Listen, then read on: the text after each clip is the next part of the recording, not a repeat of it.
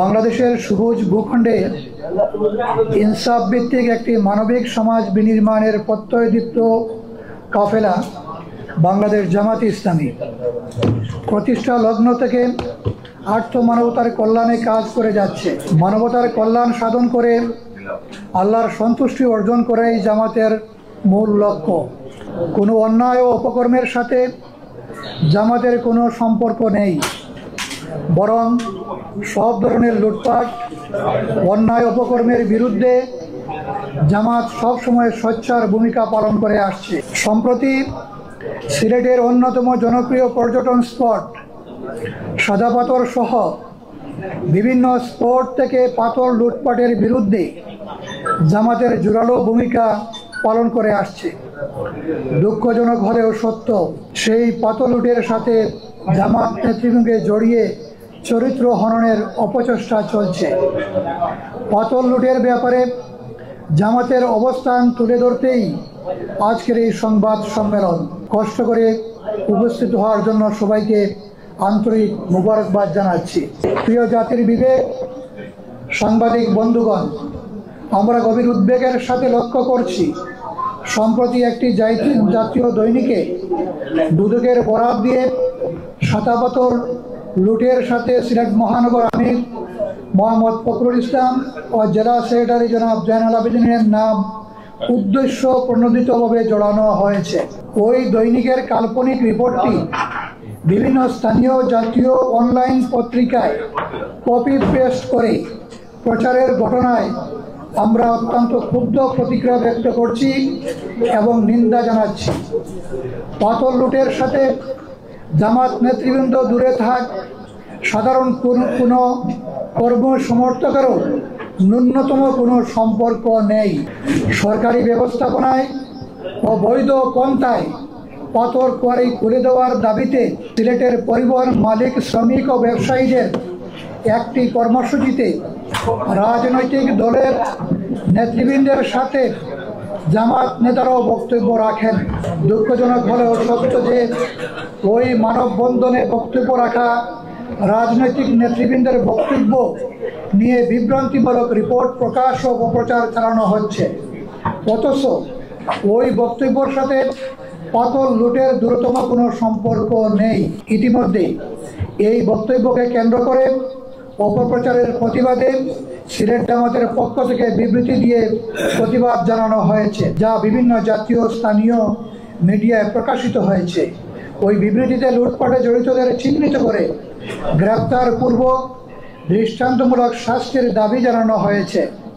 এই ধরনের অপপ্রচারে বিভ্রান্ত না হওয়ার জন্য সিলেট তথা দেশবাসীর প্রতি আমরা বিনীত আহ্বান জানাচ্ছি। ইতিমধ্যে ওই রিপোর্টের প্রতিবাদ জানিয়ে সিলেট জেলা ও মহানগর জামাতের পক্ষ থেকেও বিবৃতি প্রদান করা হয়েছে। জাতির দর্পণ, কলম সৈনিক বন্ধুগণ, দুদকের বরাতে প্রকাশিত একটি দৈনিকের সংবাদে দুই জামাত নেতাকে উদ্দেশ্য প্রণোদিতভাবে জড়ানো হয়েছে। দুদকের রিপোর্টে জামাত নেতাদের নাম আছে, এর কোনো সত্যতা কোনো গণমাধ্যম পায়নি, কেবল ওই পত্রিকাটি পেয়েছে। এর আগে বিভিন্ন গণমাধ্যমে গোয়েন্দা রিপোর্টের বরাত দিয়ে এবং অনুসন্ধানী রিপোর্টে পাথর লুটপাটকারীদের নিয়ে সংবাদ প্রকাশিত হয়েছে। এসব সংবাদে কোথাও জামাতের কোনো নেতাকর্মীর নাম পাওয়া যায়নি। শুধু একটি দৈনিকের ওই ফরমায়েশি রিপোর্টে জামাত নেতাদের নাম জড়ানোর ঘটনায় আমরা বিস্মিত, যা পাথর চুরিতে জড়িত প্রকৃত আসামিদের আড়ালের অপপ্রচেষ্টা ও একটি গভীর ষড়যন্ত্রের অংশ বলে আমরা মনে করি। এই ধরনের কাল্পনিক ভুয়া সংবাদের আমরা তীব্র নিন্দা ও প্রতিবাদ জানাচ্ছি। এই ধরনের অপপ্রচার থেকে বিরত থাকার জন্য জোর দাবি জানাচ্ছি। নিরপেক্ষ তদন্তের মাধ্যমে পাথর লুটে জড়িত প্রকৃত আসামিদের চিহ্নিত করে শাস্তির আওতায় নিয়ে আসার জন্য সরকারের প্রতি জোর দাবি জানাচ্ছি। একই সাথে কোনো নিরীহ ও নিরপরাধ ব্যক্তি যাতে অযথা হয়রানির শিকার না হয় সেদিকে সক্রিয় সজাগ দৃষ্টি রাখার জন্য সংশ্লিষ্ট কর্তৃপক্ষের প্রতি বিনীত অনুরোধ করছি। সম্মানিত সাংবাদিক বন্ধুগণ, দুদক আদৌ এই ধরনের কোনো রিপোর্ট দিয়েছে কিনা এ ব্যাপারে আমরা এখনো নিশ্চিত নয়। তবে যে তালিকার বরাত দিয়ে সমকাল রিপোর্ট করেছে তার কোনো অস্তিত্ব আমরা দুদকে খুঁজে পাইনি। ইহা সম্পূর্ণ বিভ্রান্তিমূলক বলে আমরা মনে করছি। এছাড়া দুদক যদি তাদের রিপোর্টে জামাত নেতাদের নাম উল্লেখ করে থাকে তাহলে অবশ্যই দুদককে এর প্রমাণ দিতে হবে। অন্যথায় অপপ্রচারের জন্য দুদক ও কাল্পনিক ভুয়া রিপোর্ট প্রকাশকারী গণমাধ্যমকে জাতির নিকট ক্ষমা চাইতে হবে। এ ব্যাপারে জামাত এক বিন্দুও ছাড় দেবে না। আদর্শিক মোকাবেলায় ব্যর্থ হয়ে জামাতের বিরুদ্ধে অতীতে অনেক ষড়যন্ত্র হয়েছে এবং অপপ্রচার চালানো হয়েছে। ইতিহাস সাক্ষী সকল ষড়যন্ত্র নস্যাৎ হয়েছে। এবারও পাথর লুটে জামাতকে নিয়ে যে ষড়যন্ত্র হচ্ছে এটিও ব্যর্থ হবে ইনশাআল্লাহ। গণমাধ্যম বরাবরই প্রকৃত সত্য উদ্ঘাটনে জাতির দর্পণ হিসেবে বলিষ্ঠ ভূমিকা পালন করেছে। এবারও এই পাথর কাণ্ডে প্রকৃত সত্য উদ্ঘাটনে দায়িত্বশীল ভূমিকা পালন করবে বলে আমরা আশাবাদী। কষ্ট করে উপস্থিত হয়ে সংবাদ সম্মেলনকে সফল করায় মহান আল্লাহর শুকরিয়া আদায় করছি ও আপনাদেরকে আন্তরিক মোবারকবাদ ও কৃতজ্ঞতা জানাচ্ছি। সকলকে ধন্যবাদ।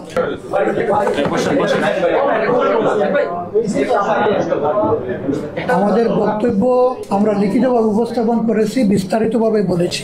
তারপরও দু একটা প্রশ্ন আমরা নিব, খুব বেশি আমরা কোনো প্রশ্ন নিচ্ছি না।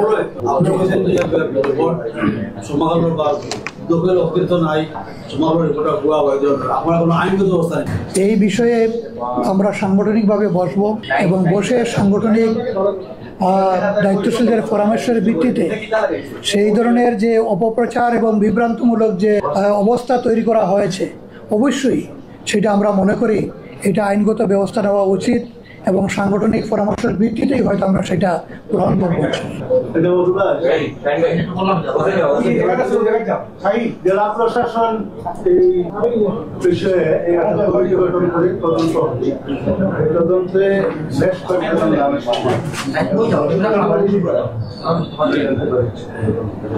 এখানে যে তালিকায় আপনাদের জেলা প্রশাসনের যে তদন্ত কমিটি বা তালিকা প্রণয়ন চলছে আমরা বিশ্বাস করি জেলা প্রশাসন অত্যন্ত নিরপেক্ষতা নিয়ে বস্তুনিষ্ঠভাবে তাদের সেই প্রতিবেদন ওনারা গ্রহণ করবেন। সেখানে কোনো নিরীহ নিরপরাধ মানুষ সেখানে হয়রানির শিকার হবে না, এই আস্থা এবং বিশ্বাস আমাদের রয়েছে। আর জেলা প্রশাসন যে তালিকা কিংবা প্রতিবেদন তৈরি করেছেন আজকে আমরা সংবাদ মাধ্যমে দেখেছি যে জেলা প্রশাসকের কাছে সেই প্রতিবেদন তৈরির দায়িত্বে যারা ছিলেন যে টিম তারা হস্তান্তর করেছেন। এখনো পর্যন্ত সেই ধরনের কোনো প্রতিবেদন আমরা পাইনি, পাইলে সে আলোকে তখন মন্তব্য করতে পারবো। ভাই এই যে দুদকের যে লিস্টের ব্যাপারে নিউজ সেই লিস্টটা কি আপনাদের হাতে আসছে না বা আপনারা সংগ্রহ করার চেষ্টা করেছেন? এই বিষয়টা আমি আমার বক্তব্য বলেছি, লিখিত বক্তব্যে আমরা আমাদের জায়গা থেকে আমরা দুদকের সব জায়গায় যোগাযোগ করেছি, খবর নেওয়ার চেষ্টা করেছি, ওনারা এটাকে অস্বীকার করেছেন। এই ধরনের কোনো বিষয় ওনাদের পক্ষে নেই। আর একটা তালিকা আমার কাছে এসেছে যেটা পেয়েছি এটাও আসলে বিভ্রান্তিমূলক, একটা নামমাত্র একটা তালিকা যেখানে বিভিন্ন সংস্থার নামও আছে, প্রশাসনিক কর্মকর্তাদের পদবিসহ উল্লেখ আছে, আর পরবর্তীতে কিছু নামের সিরিয়ালই আছে, কিন্তু কার পক্ষ থেকে কিভাবে এগুলা এই তালিকার মধ্যে এখানে কোনো সুনির্দিষ্ট কিছু নেই। আমাদের ধারণা এটা সৃষ্ট একটি তালিকা এবং উদ্দেশ্যমূলকভাবেই এই বিভ্রান্ত ছড়ানো হচ্ছে।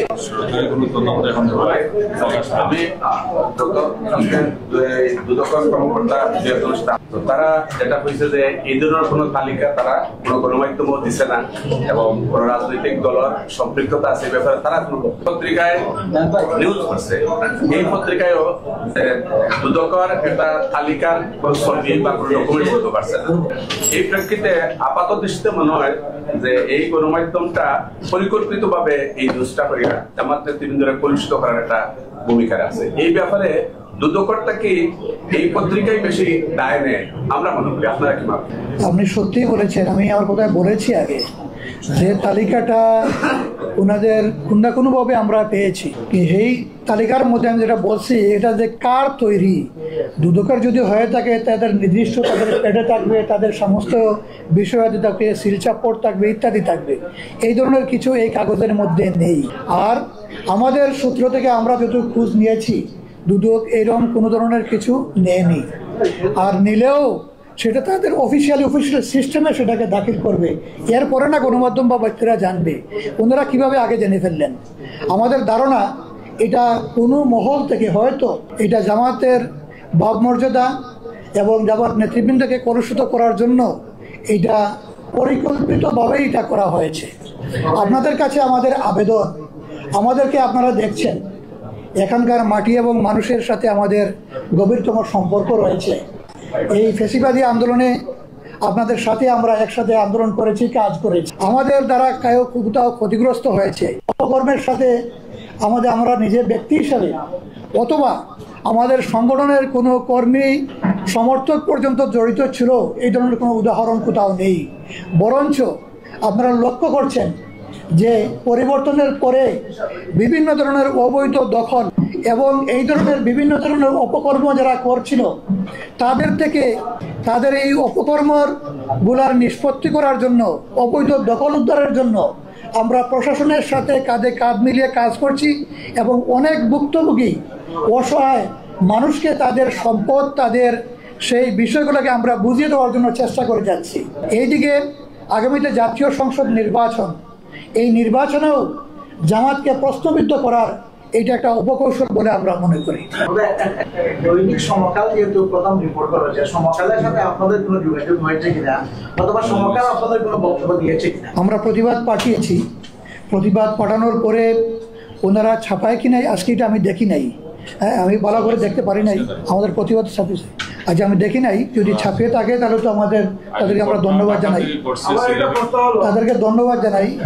আর যে রিপোর্টটা দিয়েছে আমরা বারবারই বলছি, এর কোনো সত্যতা আমরা খুঁজে পাই নাই।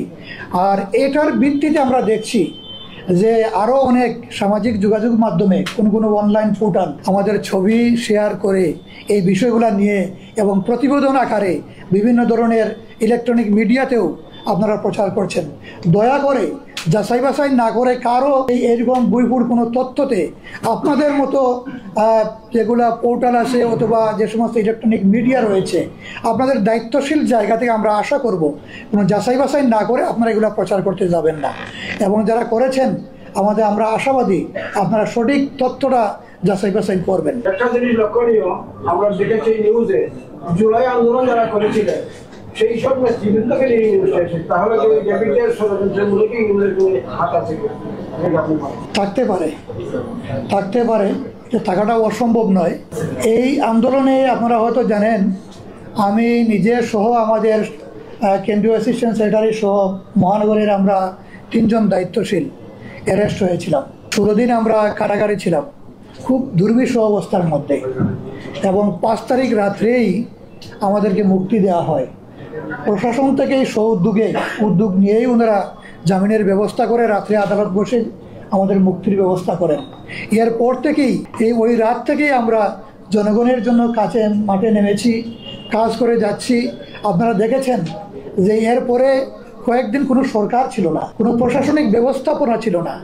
সেখানে আমরা পাহারাদারি করে আমাদের নেতাকর্মীদেরকে পাড়ায় মহল্লায় গ্রুপ করে দিয়ে যাতে আর কোনো ধরনের লুটপাট কিংবা কোনো মানুষ ক্ষতিগ্রস্ত না হয়, নিরীহ কোনো মানুষ যেন ক্ষতিগ্রস্ত না হয়, কোনো সুবিধাভাগী যেন কোনো সুবিধা গ্রহণ করতে না পারে, সে ব্যাপারে আমরা যথাযথ ভূমিকা রেখেছি।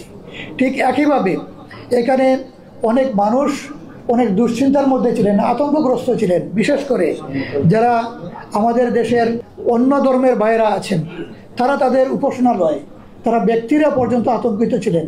আমরা তাদের উপাসনালয়ে পাহারার ব্যবস্থা করেছি। আমরা আমাদের পক্ষ থেকে তাদের সমস্ত নিরাপত্তার দায়িত্ব গ্রহণ করেছি এবং এমনকি তাদের ধর্মীয় উৎসব পালনেও আমরা তাদেরকে সহযোগিতা করেছি এবং এরপর থেকে নিরলসভাবে দেশের কল্যাণের জন্য কাজ করে যাচ্ছি।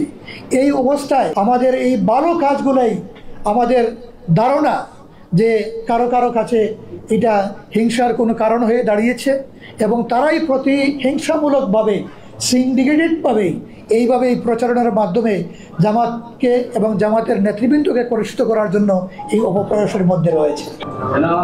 এই যে পরিবর্তিত সময়ে যখন ফ্যাসিস্ট নাই, এই সময়ে যে আপনাদের বিরুদ্ধে এই ধরনের একটা রিপোর্ট বের হইল, এটা কি প্রশাসনিক ষড়যন্ত্র নাকি রাজনৈতিক কৌশল এর পিছনে আছে, কি মনে হয়?